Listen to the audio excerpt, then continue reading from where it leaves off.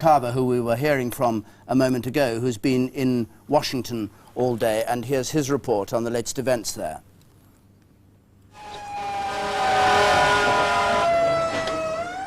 The American Airlines plane slammed into the ground floor of the Pentagon. It was less than an hour after the World Trade Center attack. All 6 stories of the building on one side were destroyed, leaving a massive hole in the military headquarters of the world's superpower. Stunned 3-star generals and clerks were herded into surrounding car parks, which were turned into emergency medical centers. The Air Force was activated to shoot down any other plane which came close. This is the first attack on the Pentagon in American history.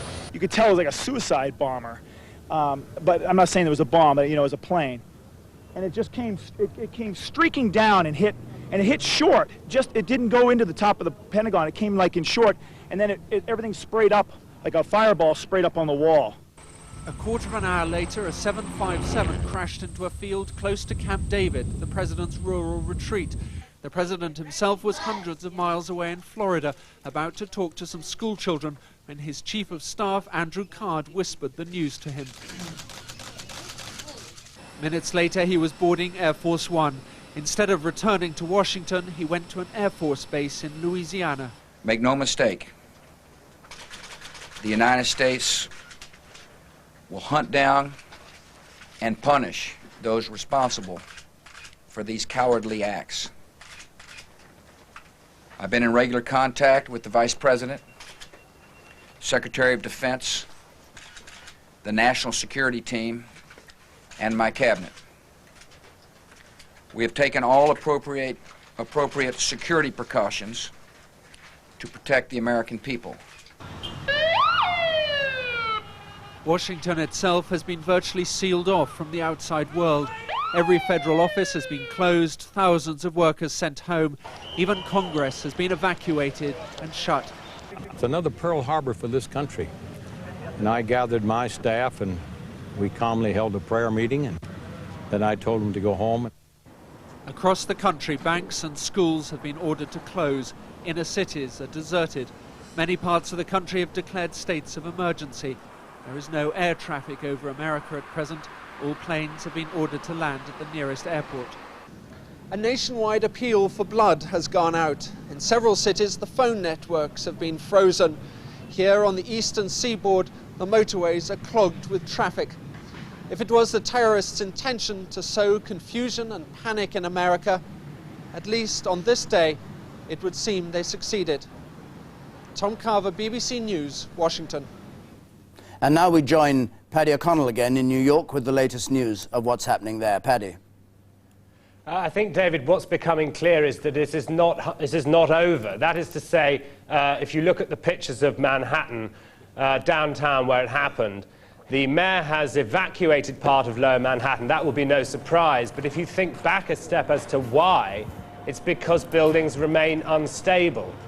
This is the scene around the building that collapsed, but the question being asked is, what about the buildings that were standing immediately after it? Now, I don't, where I'm sitting in Midtown Manhattan, have an answer to that question, but I'm afraid this question is the one that's preoccupying us, because underneath the rubble is the answer to the question, how many people have lost their lives? We know there are displaced people. We know there are disgusted people all across this country, and here there are people trying to get home. But as I speak to you, David, we don't know the answer to the question of the scale of the human tragedy. The analysis, important as it is, will be had, but the figures on people, we just don't know.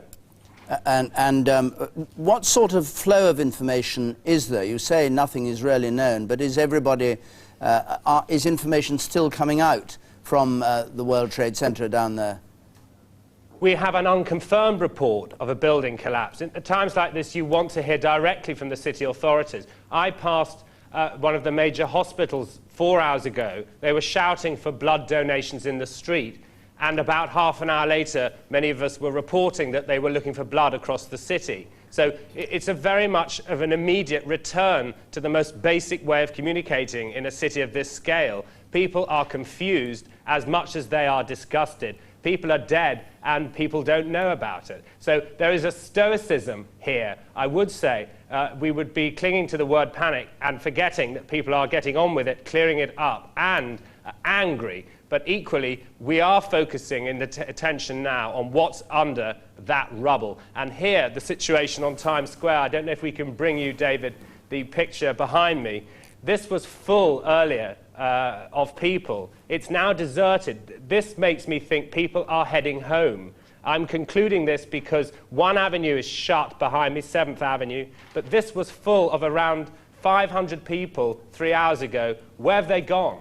We think they've gone home, and we don't know the answer to that either. And is there a feeling that America will be able to revenge this in some way, or indeed prevent its happening, anything like it happening again?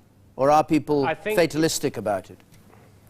I think a shock has turned to anger already. I heard the first mention of Pearl Harbor was from a man on the street down here. Then we spoke to a foreign policy expert, and you're surrounded by many names that will be familiar around the world, of course, but the person that we were speaking to saying, America will respond to a moment in time. This is a moment in time. It'll be hard for the president to resist some kind of call for action from the world's richest democracy. The question is, of course, and it's not for me to answer what action that will be, but yes, the word on the street from people I've spoken to is they do want action.